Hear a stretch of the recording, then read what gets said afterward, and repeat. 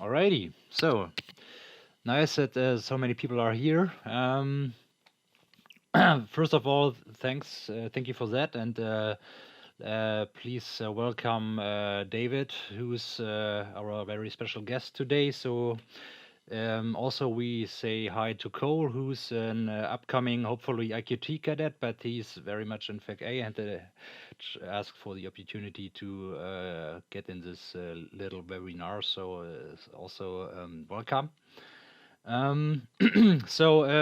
little bit introduction. So Nick, a correction, David was so kind to take his time and to go through some stuff which everybody is very much into it. So especially for me, close air support and FAC work is very a kind of an environment like that I really like. And David is a real German JTAC, so he has worked with several stuff, and hopefully you have seen his podcast video from our Wing YouTube channel. So he's really into it and has a lot of knowledge, and he's also an instructor. But maybe you will say some 1-2 more words, David. If not, that's totally fine. Before I also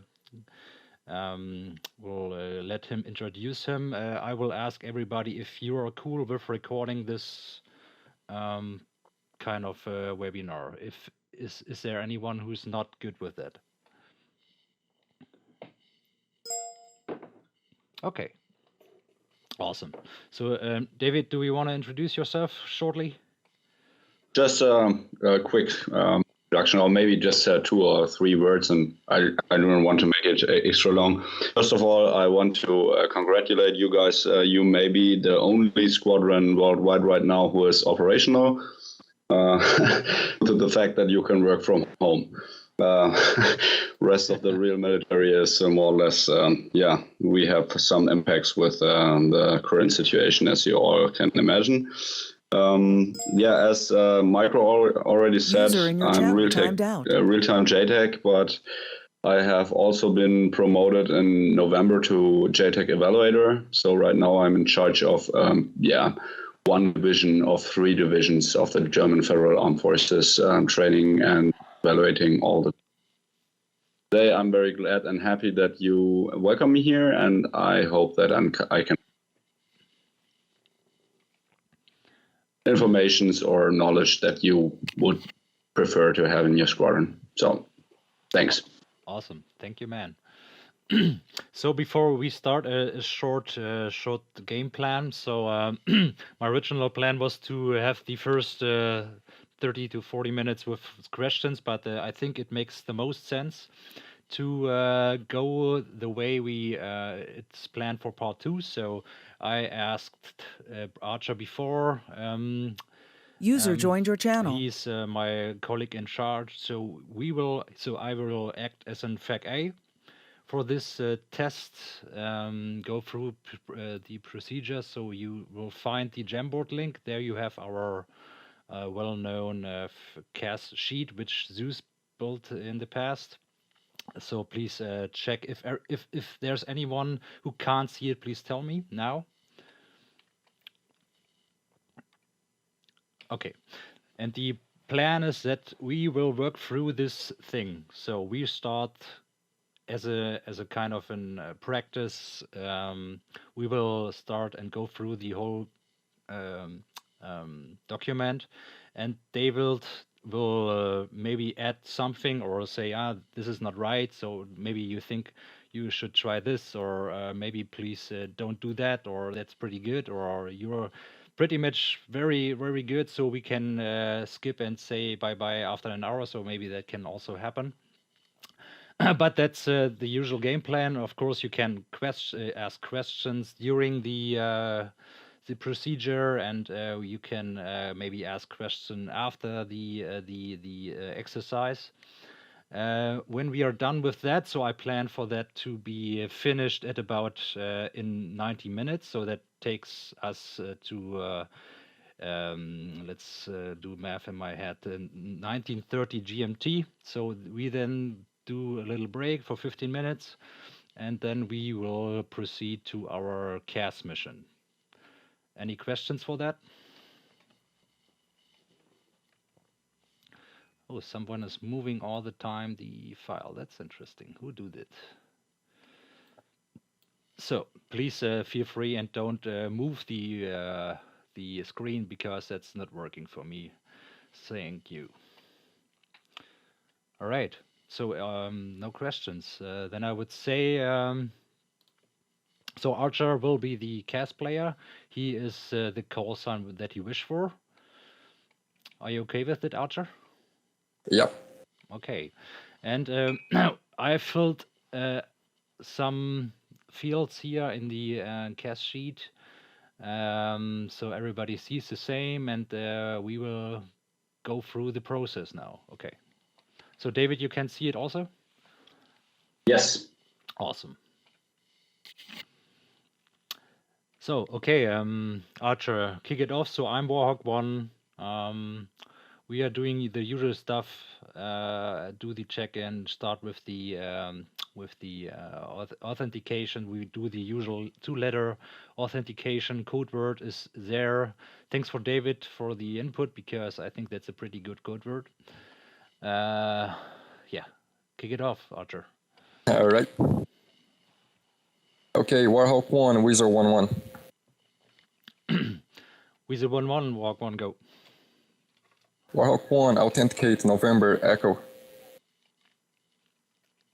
Wizard 1-1, Walk 1, authenticate Kilo. Warhawk 1-1, Wizard 1-1, good authentication and ready for check-in.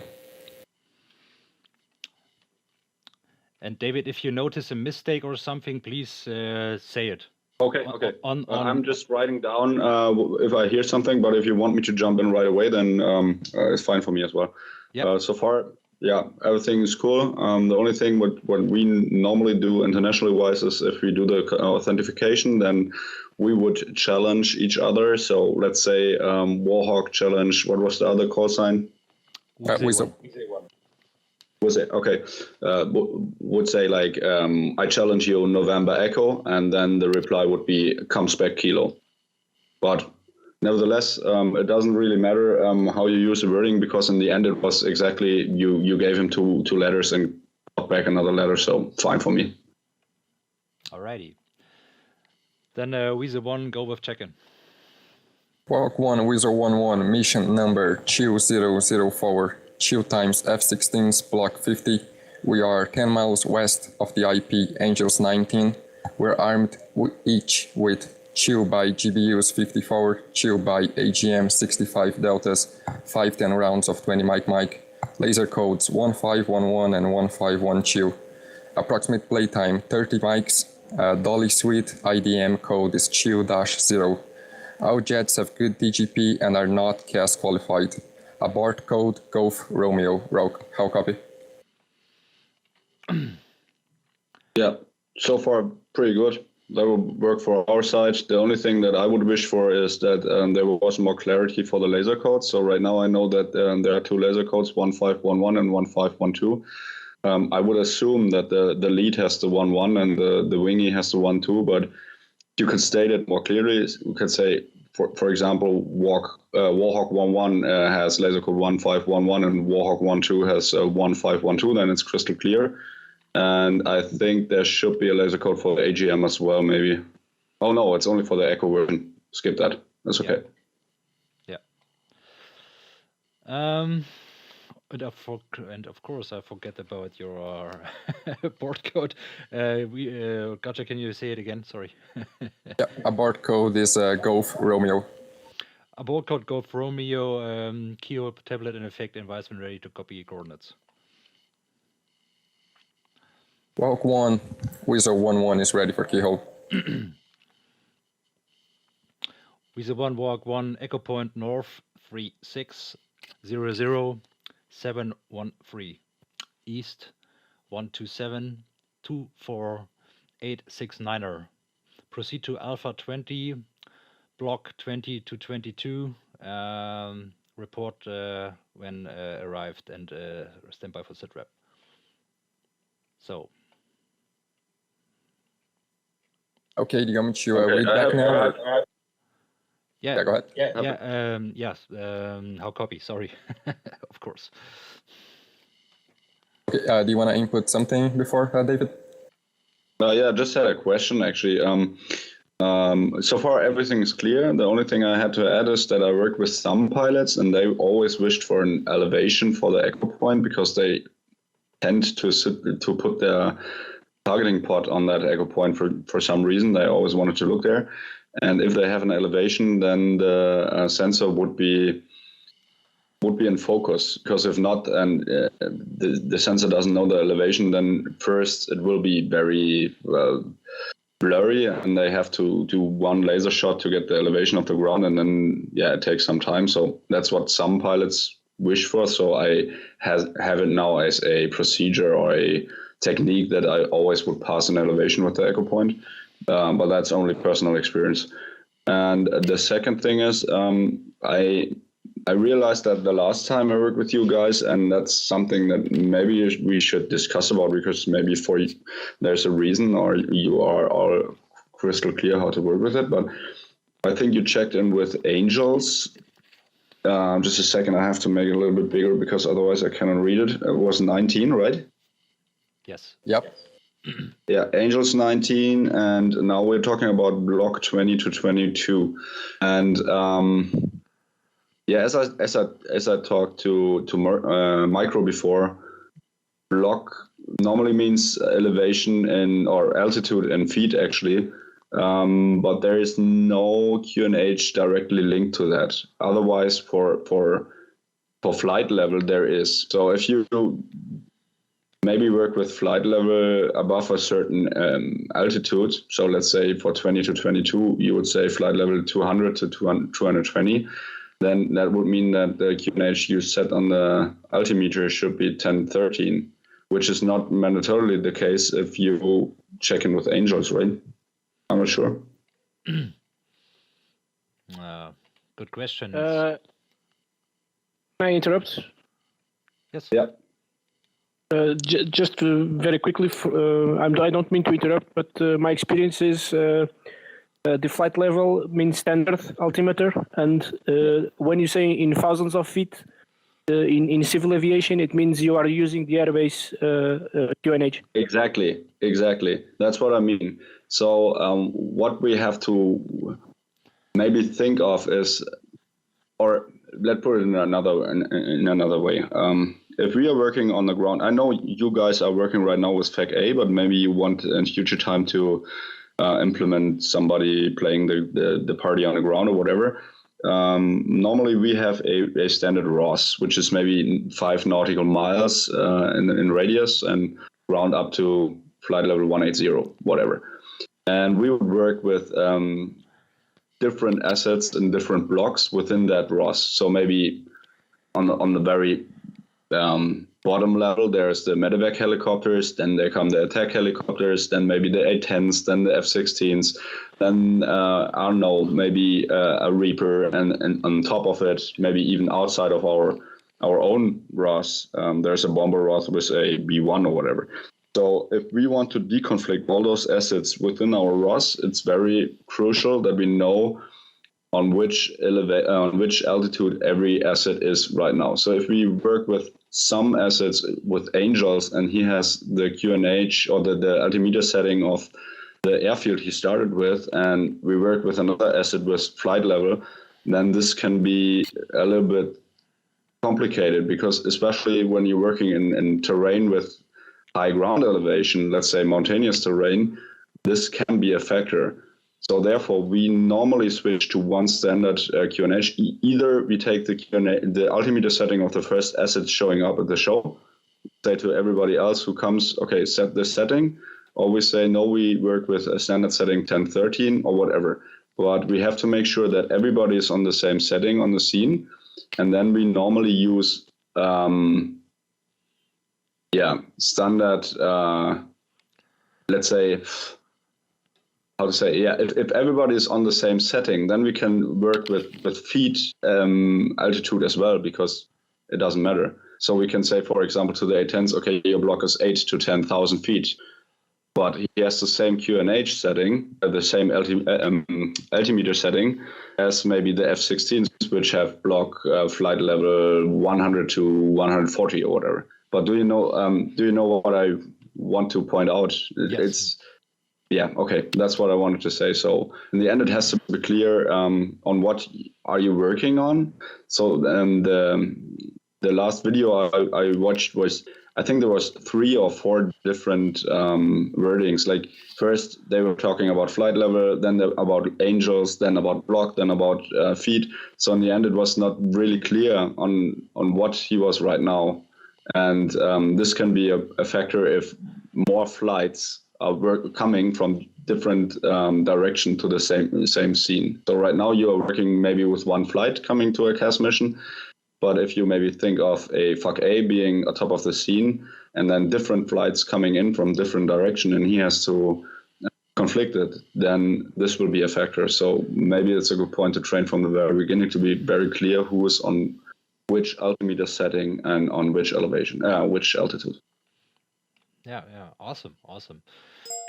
So I would say to maybe add this also to the document. So my idea would be that FAC A or JTAC always because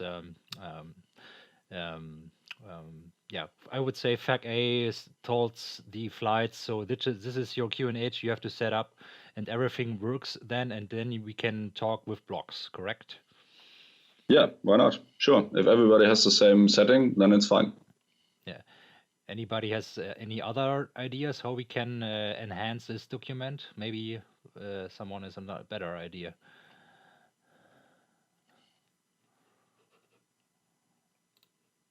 Okay, good. Okay, that's good to know. Thank you for that. Then I would say I will do it this way. I will redo the keyhole, and then maybe that fits better. Okay, Weasel 1, walk 1, Echo Point North 3600713, East 1272486 proceed to Alpha 20, block 20 to 22, set altimeter to 29992. How copy? Warhawk 1, Weasel 1-1, good copy. Keyhole, Echo Point, North 3600713, East 1272486 proceeding to Alpha Point, Chill 0, and altitude, block 20 to 22, key on H, Chill 992. How copy? Weasel 1, walk 1, good read back. Report when established, holding point, and standby for sit rep. Weasel 1-1. So was it better, David? Yeah. Sure. That way it could work. That's cool. Yeah. Okay, nice. Any questions for the left side from anyone?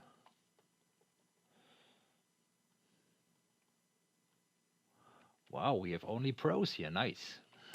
I will have just a very quick question, Yeah. if it's possible. Yeah, sure. Can I just ask, of all these items that are shown on the left side, which of them, if said in a way which was not so complete or not so perfectly complete, would be less important from the point of view of the FAC A? You mean which information he don't want to have? Which information, if there is a small mistake or a small detail left, for example, if the Mavericks, let's say that, for example, the pilot just forgets to say delta or doesn't specify exactly, is that a very important aspect, or from the point of view of the FAC? Asking me? Yes. Yeah, okay. Depends actually. Normally I want to know which version he has, because that gives me maybe a better understanding of the capabilities the AGM can do.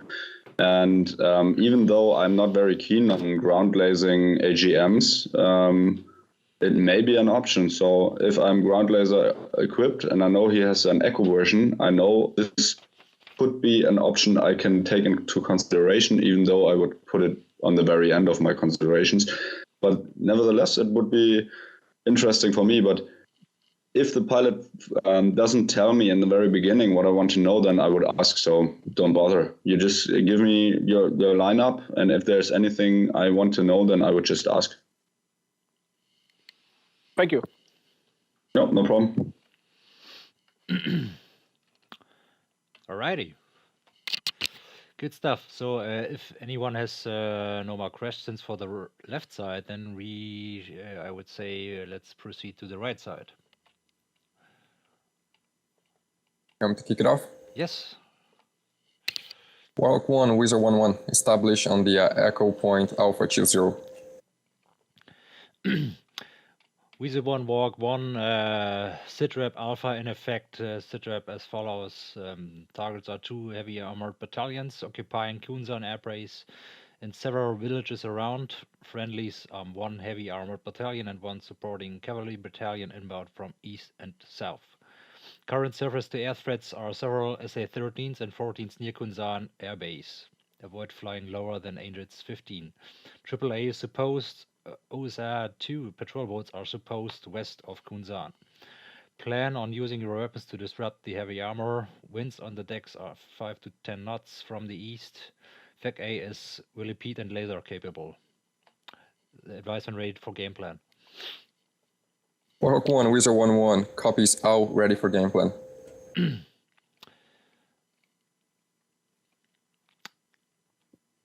Wizard 1, Warhawk 1, this is Type 2 controlled by Warhawk 1. Bombs on coordinate 1 by GBU 54. Advice and rate for copy 9 line. Warhawk 1, Wizard 1-1, ready for 9 line. Okay, anything, all good till here, David? Yeah, sure. It depends on what you're planning to do with the 54, because you have several different options how you can do this game plan. So normally we would work with a general game plan in before, but depends on if the situation makes it mandatory. So let's say you have 1 FAC A in the air and there comes 1 flight and you have 1 target for CAS and you want to smack it with 1 bomb, then it's pretty simple. You only pass them the individual game plan, everything is said and done. But if you think of things can develop to be very more complicated in future, it may be interesting to first do a general game plan. What does that mean? That means that you would give him a rough idea in the beginning what you plan to do. Let's say there are two targets for CAS, and you want to strike one with a GBU 54, and maybe the second one with an AGM, and the 54 should be laced off board by a third party, let's say from a Reaper, whatever. So you could tell that in the general game plan, say, okay, I have 2 targets for CAS. On-scene commander's intent is to strike both of them. Expect the 1 target, let's say main battle tank with the 54 laced by Reaper 1-1, and the second, which is maybe an APC engaged with or whatever. So everybody on the frequency has an understanding what will happen next. And he can use this to anticipate the situation, setting up systems, do some intercom on the flight, whatever. Then you will come up with the individual game plan for the 54, and after that, the 9 line for the 54, and then comes the individual game plan for the AGM and the 9 line for the G. So this is another option how flow can be. But in this situation, it's okay, because there's only 1 target, there's 1 flight, you want to strike it, you do not need mandatorily a general game plan, the individual game plan, fair enough. Now you go for a Type 2 BOC with a GBU 54, yeah, nice. Maybe you want to add a fuse setting, but you can do that in the remarks section as well. So for me, the situation is clear right now. Gotcha. All right. With the 1, Walk 1, 9 line as follows. IP is Alpha 20. Block. That was my question. Should I mention him about the so we had this situation yesterday or 2 days before. So I would say your IP is Alpha 20, and is it important to give him also the Heading and distance? Yes, yeah. So lines Yeah, 2 and 3 are. That's a topic which is heavily discussed in our community, and the more experienced older guys. I was on a big exercise not too long ago with some Canadian and American, British JTACs, and we are pretty convinced that the 3 lines are of important. Now, let's say the echo point is directly on your target. Let's say it's a SA6 system, and you take the grids of the SA6 system as your echo point. Nice. In this case, if you want to strike the SA6, you can say IP heading distance Alpha 20, because it is the echo point.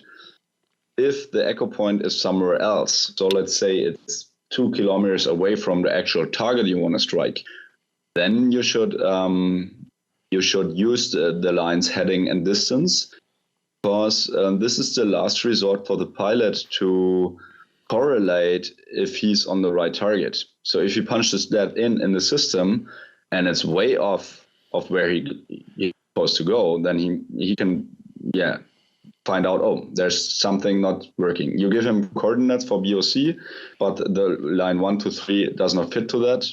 Then he can say, okay, there's maybe an issue, which may be of importance, especially when situations evolve to be more dynamic, Yeah, awesome. Okay.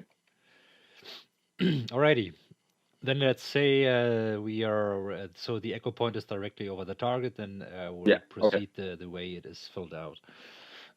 Okay, so Weezer 1, walk 1, 9-liner as follows: IP Alpha 20, target elevation 10 feet, tank is Singleton T62 in the open, target location north 3610543, east 127-28534.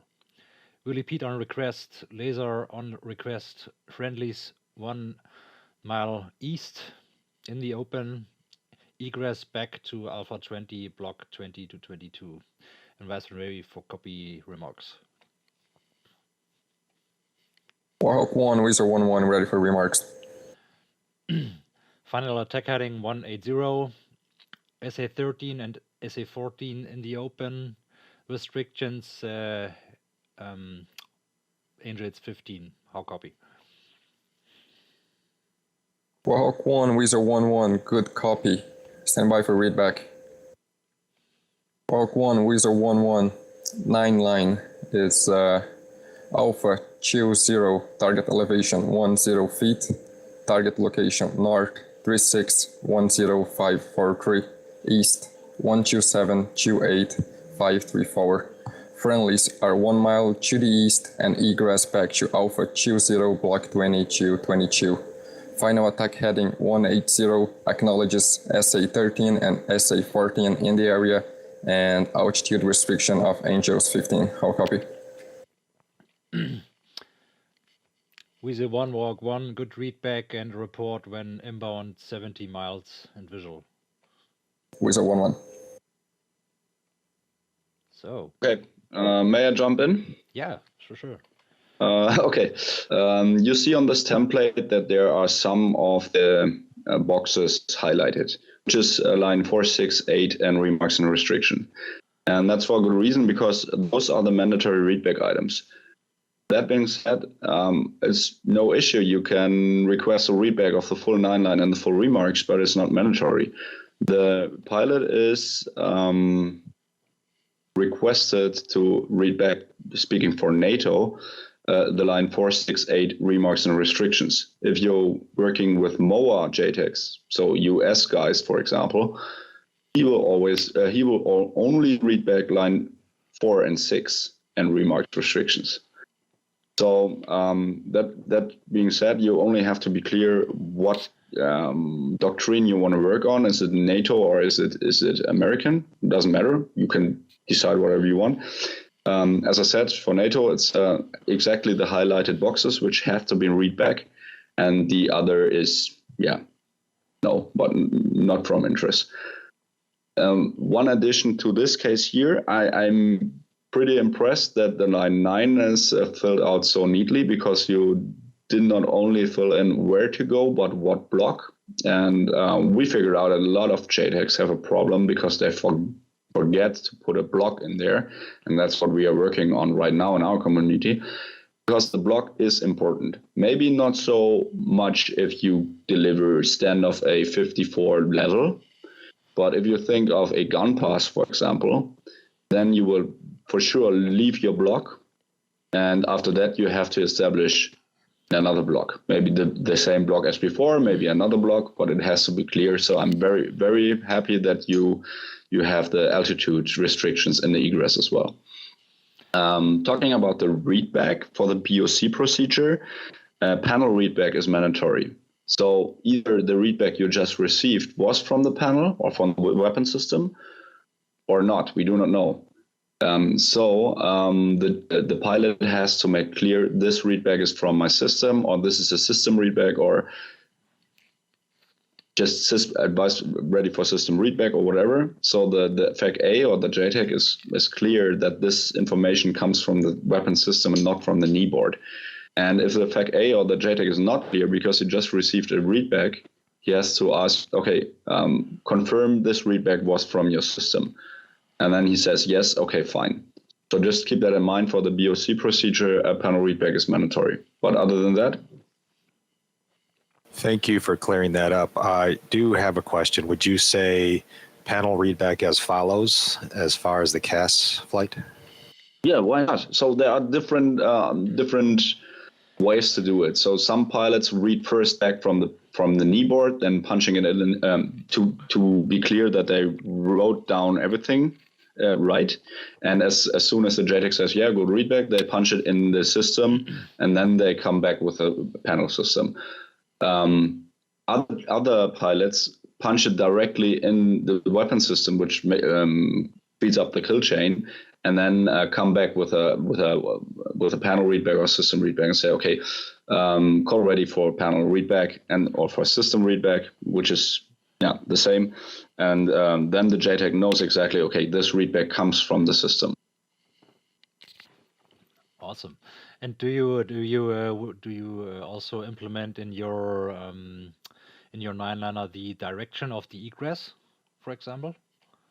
So, for example, yes, when you do a gun strafe, so do you say egress west or egress right? Yeah, if it's mandatory, if it's necessary, yes, we restrict only as much as necessary, and not more. So if there's no necessity to restrict the pilot, we won't do it. But let's say I have one flight of A-10s in my deck and I want to attack a target with guns, shooter. So then maybe in the egress is just back to the overhead or back to the wheel. But if I have, let's say, 3 different flights in my deck and I have them all at Bravo 5, for example, but they are all stacked over each other, I would maybe call in the first flight, give him as an egress Delta 5 with his block, and then the next flight would come in Delta 5 to his block. So in the end, they are all stacked again over each other. And or if I have, for example, a hot gun to target line, I would maybe pass in the egress thing and the egress line, egress to the west, back to whatever. And then in a restriction would be, for example, do not cross grid line so-and-so, or stay away 1 click from the gun to target line, whatever. And in the restriction for sure would come the gun to target line with the max ort, so everybody is on the same sheet. Nice. Okay, good stuff. So, and then the process would be because, for example, Weasel is on block 20 to 22. So, and he will give me a heads up. So, hey, I'm at 70 miles, and we can go from there, Archer. Yeah, I have one little detail and one question. The detail is if you go for a 54 BOC procedure, he's now at Alpha 20, he would most likely release maximum standoff in his block 20 to 22. Will he repeat on request? My point of view doesn't really make no sense, because why? He will punch in the coordinates, release, go away. He maybe will not even see the target. Never. Right? Maybe in his TGP, yes. Yeah, okay, maybe, yeah. But still, as a POC, he does not really push it, because he just has to deliver the ordnance on the coordinate. Oh, that okay. Doesn't matter what he sees. Good point. That means, for me, as to make it clear, if you have a bombs on coordinate, you don't have to be visual. It doesn't matter. No. You don't have to be visual. That comes with the type 1, type 2, type 3. So if you go for type 1, then it's mandatory for the aircrew to visually acquire the target. But that's only for the type 1. Type 2, no. Gotcha. You can be above the cloud layer, or the cloud layer, and not being able to see the target or the ground never. You won't see it. You would, let's say you are B1B. Okay, he has a ground following radar, maybe a bad example, but let's say, I don't know, a Typhoon. He's at block 18 to 20 over the cloud layer. He will never even have ground visibility. He will punch in the coordinates in the system, just ripple, and then will go their way. Okay. One last thing is you gave on the block 20 to 22, which is, for me, clear. It's a kind of restriction.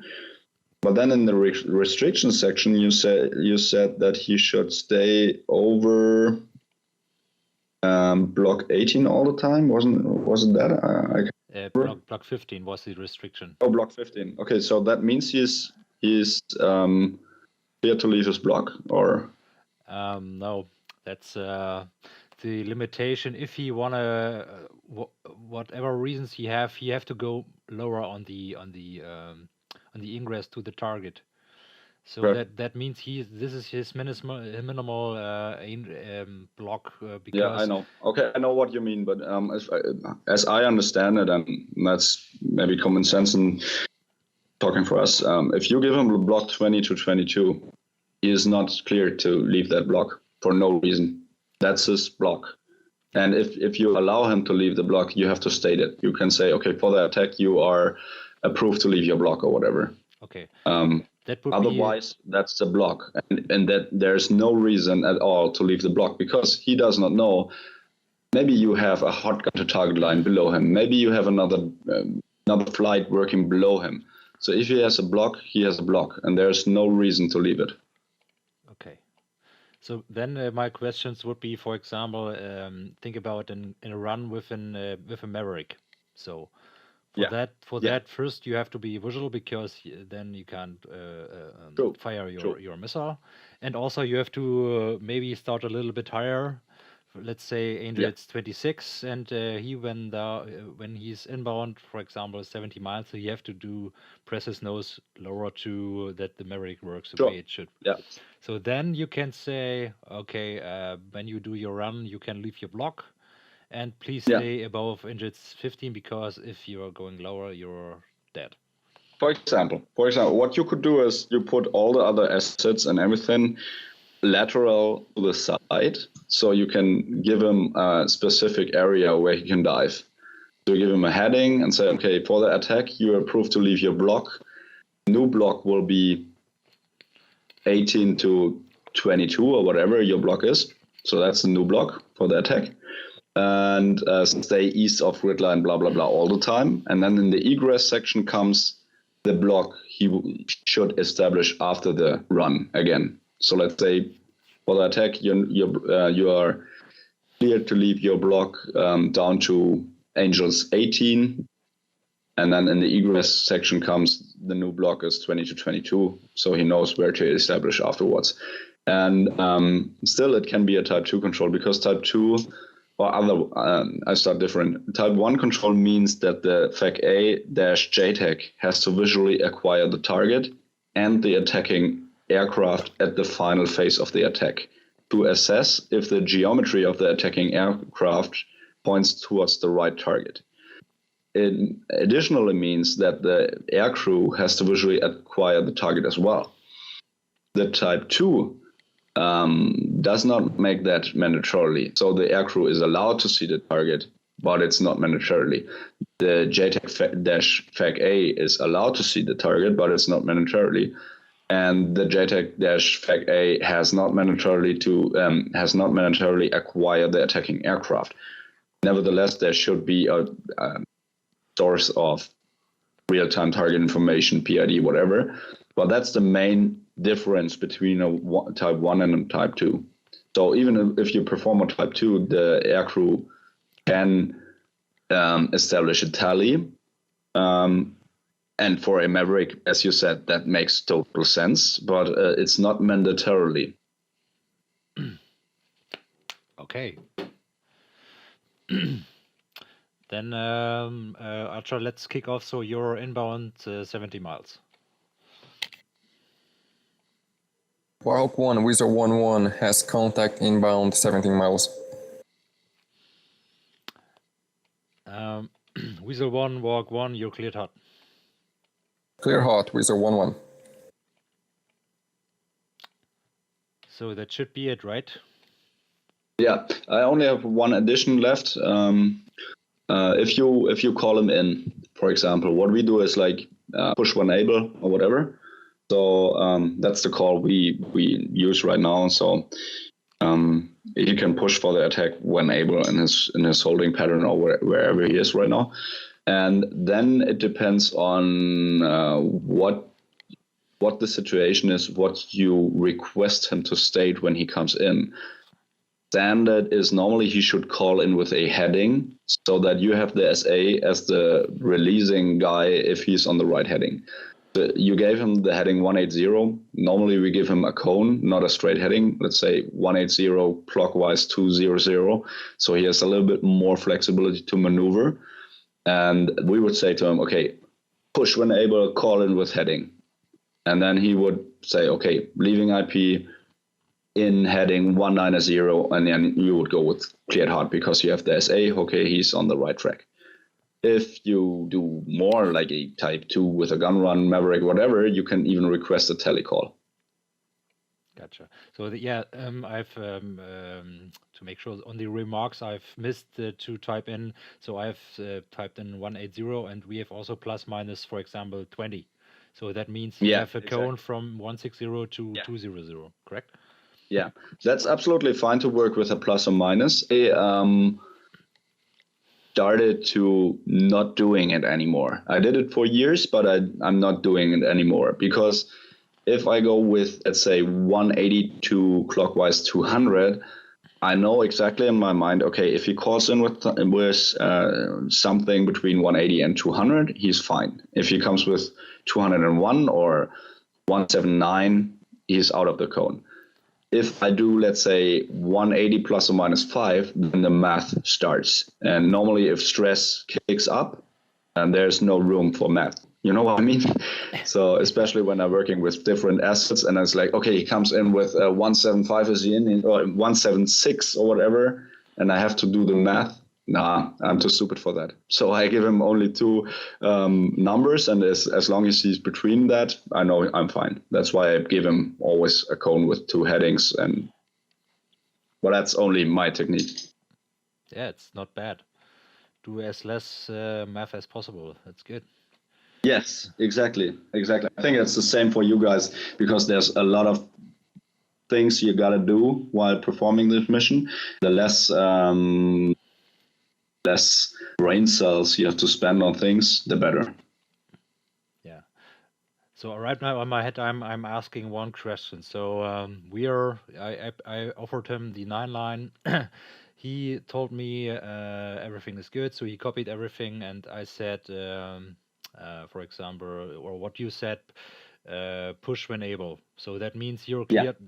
cleared hot, or you have No. Push when able is like, okay, let's put it like that. Okay, you put him to Alpha 20.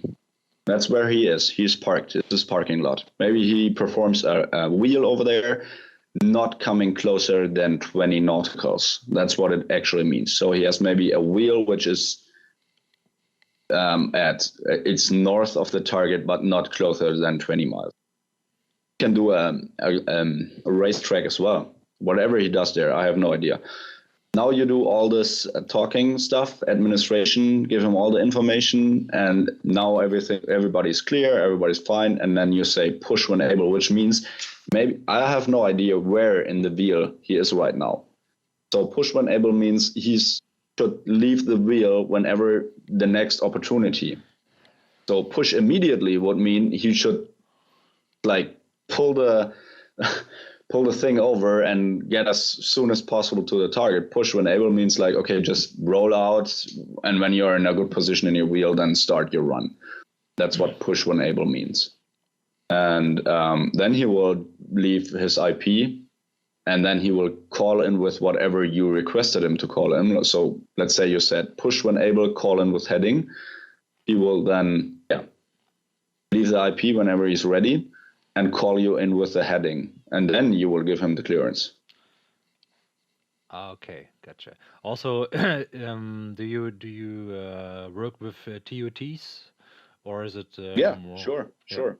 TOT, TTT, but I heard that pilots more prefer a TOT, which is fine for me. We work a lot with that. So I did some CAS training before this virus thing kicked off. I had 2 weeks of training, and we did a lot of TOT missions because it was all more or less seat missions, non-permissive, whatever. So there was a short time window for the aircraft to come in. We did a lot of low level, which is getting more into focus right now. Maybe that's from interest for you guys. I had the tech meet the tech meet of the weapon instructors of the German Typhoons with me in December. I cannot know. I think it was in January. They were at my place and discussed a lot of stuff. And with the threat from the east coming up again, they bring a shitload of air systems with them, with real big,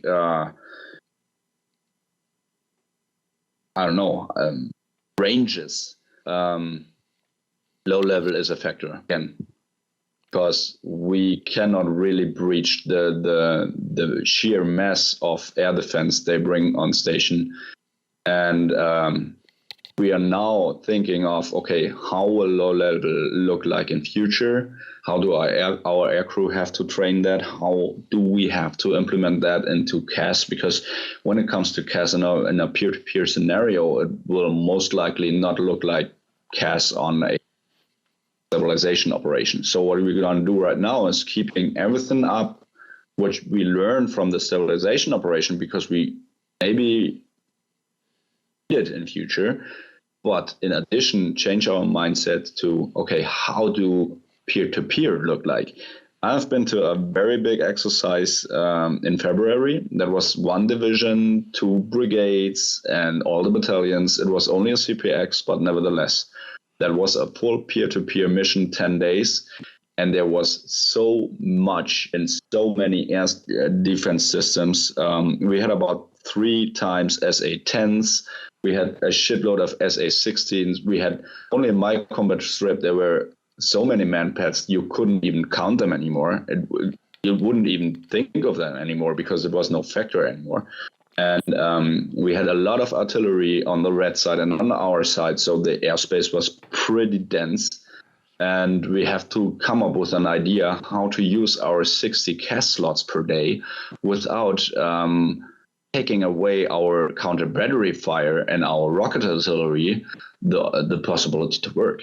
So we worked a lot with IPCAS, putting them all the 9 lines back in the IP, then coming in very low through all the canyons, doing their passes with 1 attack run, and then going back again to the IP. And that was pretty interesting. And if you are interested in that, then we can schedule another time and I can go into detail onto that, because that's maybe some more your training, since I found out that you are more into steel-on-steel scenarios. Yeah, sounds great. So we have to think about that. Good stuff. Yeah. Yeah, sure. And the last thing I want to give you for your training is, as we talked before, Micro, the 12 steps of execution. I don't know, does anybody of you guys heard of that before? I'm not. Okay. No. Okay. The 12 steps of the main document from the Americans coming to CAS is the JPUB, and derived from that comes the JFire, which is more or less the handbook every JTAC carries, and the aircrews as well. And very beginning of that, there's the CAS flow, so the sequence of events, so to say, the 12 steps of execution CAS, which means every CAS mission should follow those 12 steps, so everybody knows what to expect next. So I don't know if you have something to write down. If yes, then just take a pen or whatever and try to write it down, and I just guide you through this 12 steps. And then so step 1 is... Can I Yeah, go ahead. Yeah, just sure. 2 seconds? I believe I have this document. Could I put it on the Jamboard? Yeah, sure. Well, Yeah. I don't know if it works. I work in, I do a new site. Maybe you can. I'm not sure if this works, but try it. Okay. Do you have your 10 seconds. do you have your picture of it? Because I only can upload Yes, pictures. it's a zoomed in JPEG. You should be able to edit this, so try it.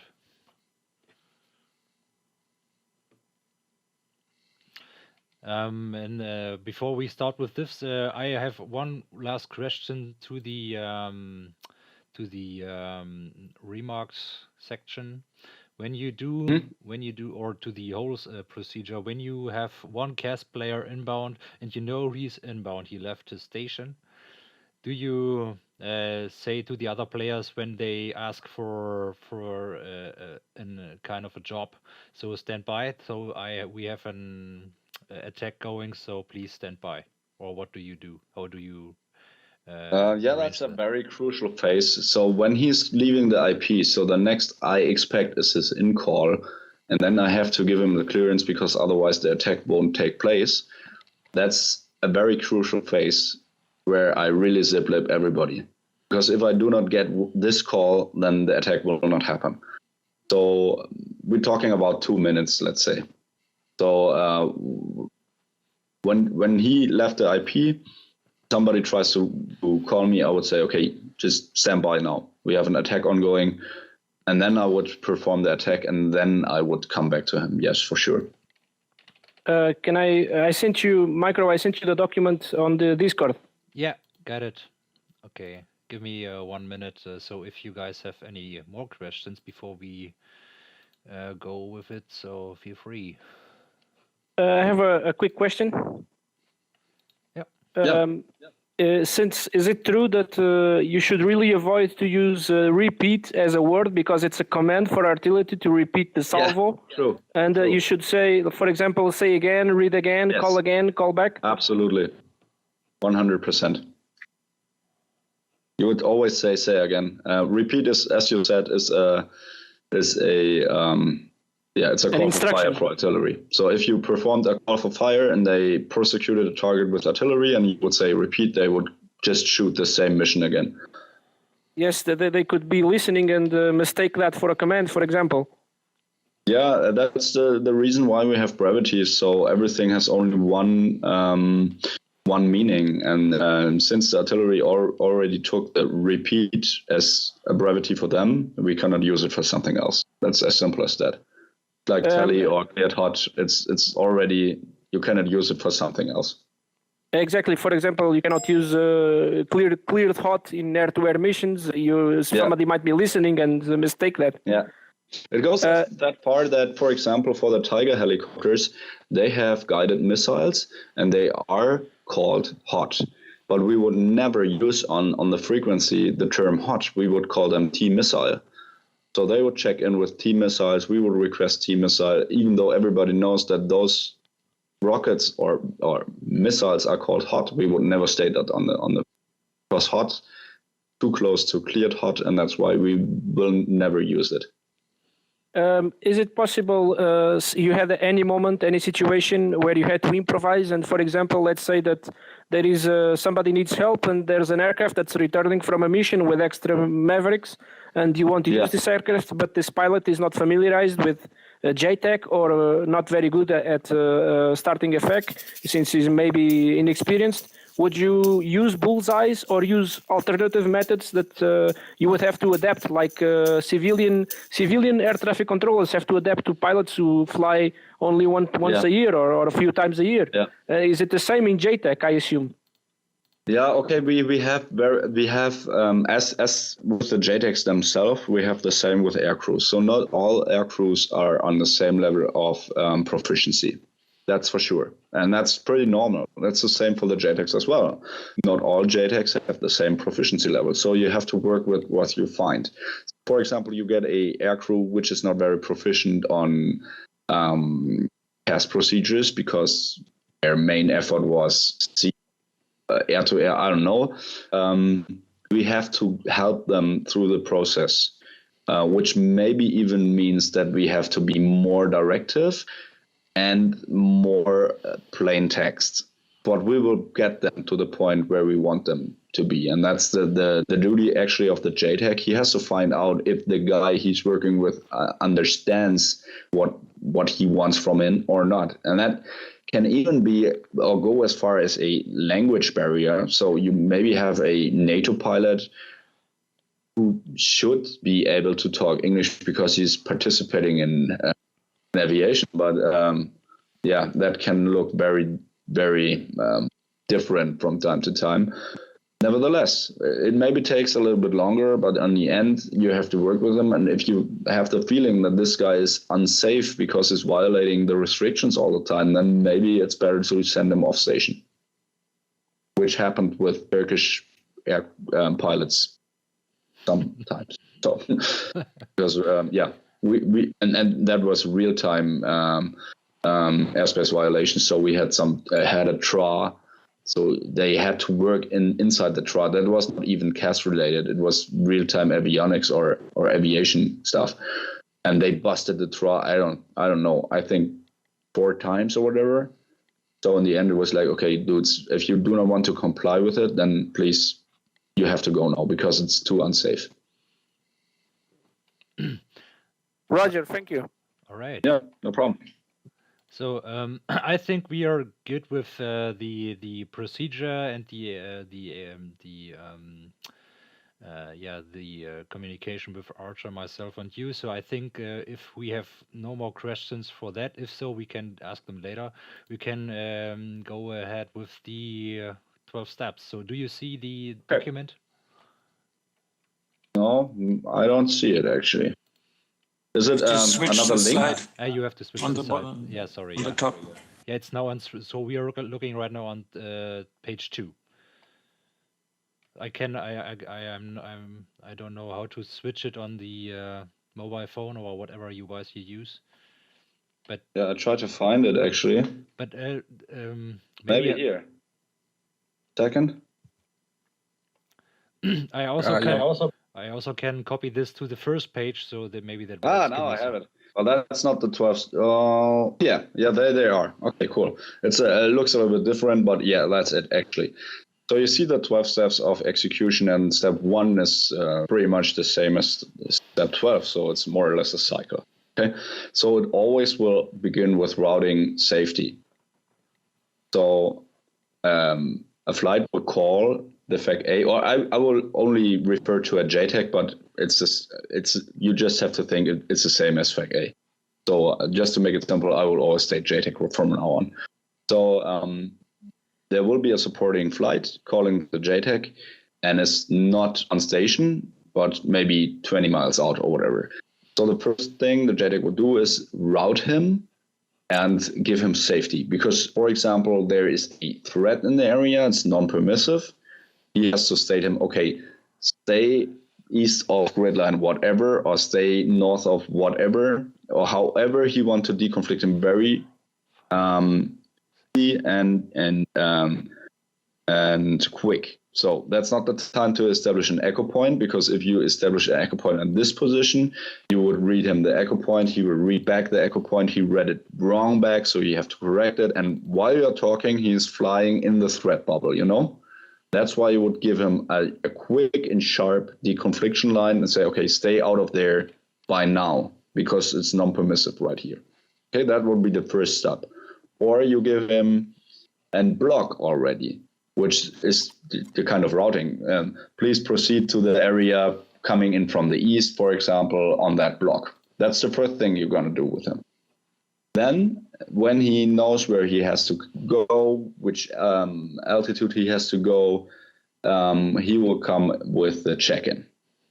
We did that already. I do not have to go in that detail on that, because that's what we did. And the next thing would be the situation update. Situation update. I heard that you planned the mission beforehand, and maybe you already got the ConOps, the word the situation before you even step in the plane. So if that is the case, you could only say for the SIT update, okay, situation as fragged. Everything's set, because there's no change in that. When you come to the point that you want to elaborate on that later on, just give me a call and I will guide you through the situation update on a different time, because there are some standards, some formats you can use to keep in the information which are or can be from interest for the aircrew. Because situation update, the check-in is what the aircrew gives the JTAC to say, okay, this is what I bring to you, and the situation update is exactly the other way around. So the JTAC would provide what he can give information to the aircrew, so everybody is on the same music in the end. So step 4 is the game plan, or as I said before, first the general game plan, then the individual game plan. But that's only details within that block of step 4 game plan. We did that before. 5 is the CAS brief. We did that. 6, remarks and restrictions. I can go in detail on that as well, but for now, I think we are pretty fine. Then the step 7 is the readback for sure. And then comes the step 8, which is the target rate correlation. We didn't do that in detail on this mission, and the only reason why is because we did a BOC. BOC, the correlation is the panel readback. This is the correlation, because that's the last resort to find out, okay, is he dropping on the right target? If you're doing a BOT, then the target correlation can be a talk on, a sensor talk on, ETD, whatever. There are some different ways how to do the correlation to be sure that the eyes of the target are on the right target. That's target correlation. Then the step 9. So this will end with a tele call or a capture call correlation phase. Or if it's BOC, then with the panel read. After that comes the push call and the attack phases. As soon as the attack phases is over, the next phases will be the assess effects, which is for the JTAC to find out if the target he wanted to be engaged is destroyed or not, and the end of the support commander is met. As soon as he found out that, yes, took the right target, and that's absolutely the effect the on-scene commander wanted, then do a BDA to the aircrew, which is the battle damage assessment, and that has a own format as well, which has the brevity salty because it's size, activity, location, time, and your action. And with the BDA being passed, you come back to the step 12, which is the step 1 again. So where you go now, which block, whatever, which is basically normally should fit to your line 9 of the CAS brief, where you already stated to him where to go, which block, whatever. Okay? And if you use this 12 steps for all your missions, then you have a good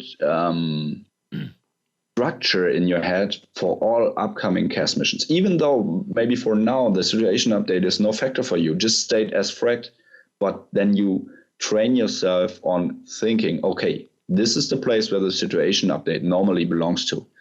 So if you run through this 12 steps and maybe say, okay, this is not from interest for our training right now, and this not as well, but you know, okay, these are the 12 steps, and we're running through that, and I always have to anticipate this will be the next to happen, the next to happen, the next to happen. Even if you want in future to get more complex scenarios or get into detail into that, you already have the structure, and it's very easy to fill in more details into that structure. So that would be my advice, to spend a second on these 12 steps. Yeah, it's awesome. Okay, cool. All right. So I think maybe we have some questions here. So we have 20 minutes left. Yeah, go for it. I have 2 questions, if possible. Yeah, cool. Sure. Okay, so first question is, I saw a small clip today from a demonstration from a Belgian team, and the JTAC used an expression which was show of force. Do you use a situation where you don't need the pilot to actually attack, but just to raise the morale of the troops to fly low or make a lot of noise, just to for the troops to be, if they don't have radio contact, to be aware of the situation? Yeah, show of force is a non-kinetic event, or if you're in Afghanistan, it's counted as a kinetic event. But that depends on the ROEs. Where to begin off? The JTAC is normally not the guy who has the target engagement authority, nor does he has the weapon release authority. This normally belongs to the support commander. Now, in real time, the support commander will hand the weapon release authority to the JTAC, since he's the specialist he carries around and provides food for, so he should do his freaking job. But by the books, it always belongs to the support commander. That being said, the JTAC has to find out what is the intent of the on-scene commander. Is it neutralize the enemy? Is it destroy something or whatever? So maybe you can meet the intent without dropping a bomb, but only with scaring away somebody. If the intent of the on-scene commander is met, this would be an option to do, because you save ordnance. Another way, another reason why to use a show force, for example, is that friendlies and enemies are so close together, and you do not have a good SA, that it's impossible to engage. So therefore, you either can do nothing, or you do a show of force as low as possible, even with flares or with supersonic, just to have some effects without endangering own troops. So that's another situation where maybe a show of force can be a good method of choice for it. My second question was twofold. So first, just a quick question. How would you tell the pilot if you needed to go to some other channel, doesn't matter, AWACS or the troops on the ground or whatever, and you need to check something quick, for example, an update on the weather, would you say, stay on this frequency and I will be back in 1 minute? Actually, I would say to him, stand by for ground frequency, for ground comms. So normally we carry normally we carry more than one radio. So normally we always monitor our strike frequency. It's very unlikely that we're gonna leave it, but we have more radios with us. By time, maybe even 5 networks at the same time. And it's very important. It's impossible actually to monitor all the frequency at the same time. So we have to decide what we do. Maybe we put the volume down of some ground radios at the same time, only listen them in our background and have the main focus on the strike frequency. Or we have somebody with us, a roommate, where we say, okay, please, you monitor those 2 frequencies, I take care of this or whatever. But if there's something which acquires our full focus, let's say the on-scene commander wants to talk to us and wants to give us our next task, or we have to advise him on, okay, sir, you wanted us to strike this building over there. We have 2 options. Either we go with the GBO12, which means this and that, or I just go with a gun run with the A10 and we do that and that effect. And then he has to do a decision, and this will maybe take some minutes. If that happens, we would say, okay, stand by, round comes. And then okay, you are there, but for the next time you won't respond. And this means that the pilot will wait on this frequency, and you will change. You will change, and you will wait. And so the final question is just: let's say that for some reason comms are broken, be it for some unknown reason. Do you have a briefed point where the pilot is to wait for 5 minutes or some brief time until comms are reestablished, or does the pilot just simply abort immediately? This has to be stated in the spins, actually, under the point no comm procedures. And you can put in there whatever you want as the guy who writing the spins. So let's say, okay, in case of no comms, overfly friendly position and jiggle with your wings or whatever. So everybody knows, okay, there are no comms anymore. Or establish immediately there and wait for 5 minutes. All that can be stated in the spins, but if there's nothing stated beforehand, then it's that's bad. So it should be stated, because otherwise nobody knows what to do. Thank you. No problem. Awesome. So any more questions from anyone? Can I just have a quick example of the TOT restriction? Is it like, okay, you got to hit this target until X time? Is it something like this? Yeah. All right. Okay. Okay, how would that work? First of all, maybe you would start out with a individual game plan. This would be a Type 2 control, BOT, I request 1 by GBO12, safe-laced. This would be a TOT mission, or expect TOT. And then from the very beginning, okay, there will be a TOT. After that, I would proceed normally with my 9-line. Just give you the 9-line as normal, and then go on with the restrictions, getting the readbacks. Then if it's a Type 1, I would do my correlation phases. And as soon as you're tally, I would then go for, okay, normally for me, I'm pretty sure that a 4-minute TOT will always work. So let's say it's right now 2013. I would say, okay, your TOT is at 20:17, let's say. Then you would acknowledge that. And that's it. Then your bomb should be on the deck on minute 17. Gotcha. Thank you.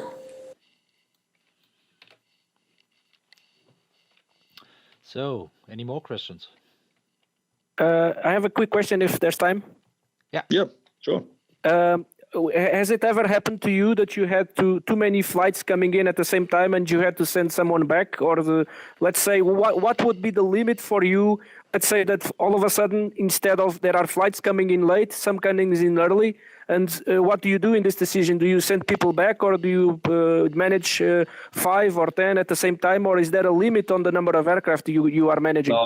No, there's no real limit. And normally, if there are coming so many flights to your deck, they are not coming from nowhere. Somebody sent you the aircraft. So I would think that there's at least one FAC A in the deck, which means I can split my task, brief mark stack control.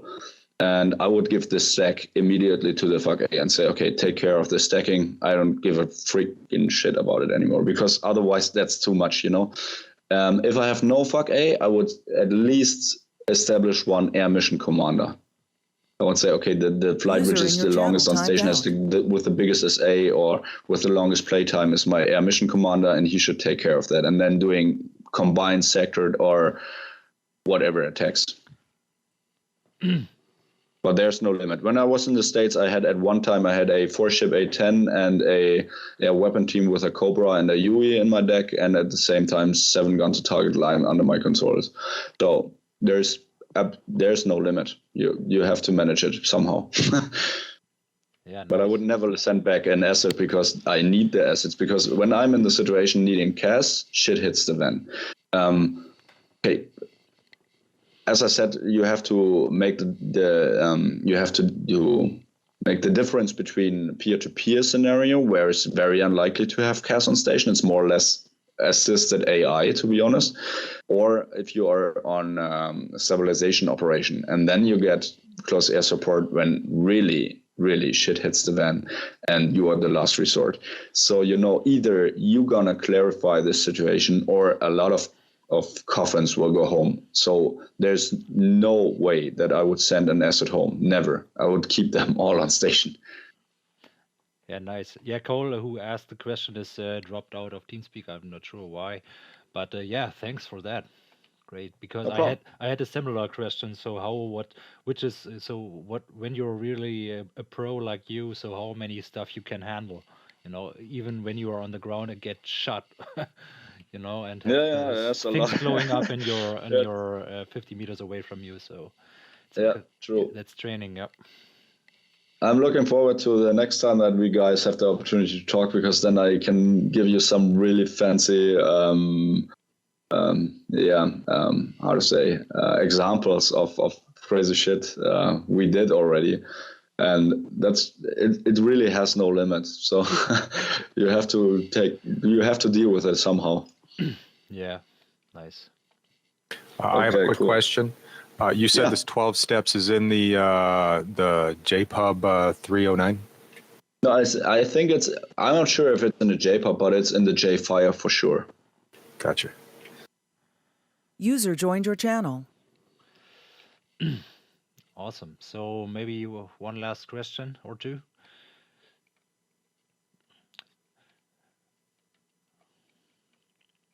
Alrighty, that was totally awesome.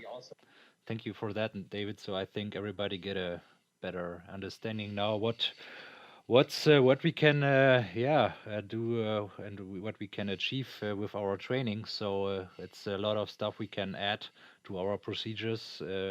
We also have some guys who are experienced with that, and but yeah, it's good to know that we have some work to do and we have some stuff to try out, and that's good. And I hope so. Fingers crossed to Nick. We have someday the opportunity to invite you JTAC guys for a kind of training, but that will maybe to happen in our program and community. But that's it would be nice to have you train with you live, so you have you on the ground and see what's going on and communicate with us. But maybe someday this will work. Yeah, maybe. I'm pretty looking forward to it. It's always fun to work with you guys. I'm always happy that you invite me, and actually you do not. I mean, you already did the big step to take care of CAS business, and that's really intense. And if you talk to some pilots who are flying jets, they will tell you the same. It is really intense. So you do not have to feel bad about it. You really do a good job, and there's always a more and more and more. And I'm always happy to give you input and insight if you are interested in. And let's hope that the meeting I think in November, or when was it, will take place. Yeah, in November. Yeah, that would be awesome. I would really be happy to join you guys in real world. Nice. Good. Okay, cool. Alrighty, then I would say let's end this part here. I would say let's do a quick 10-minute bio break. And by the way, the Azure server is hot. If you don't have the IP, here it is. And let's say thank you to David, and see you next time, buddy. Yeah, thank you. Bye-bye. David, thank you very much. Really appreciate it. Thank you very much. Thank you. Bye. Thank you, David. Good stuff. Bye-bye. That was awesome.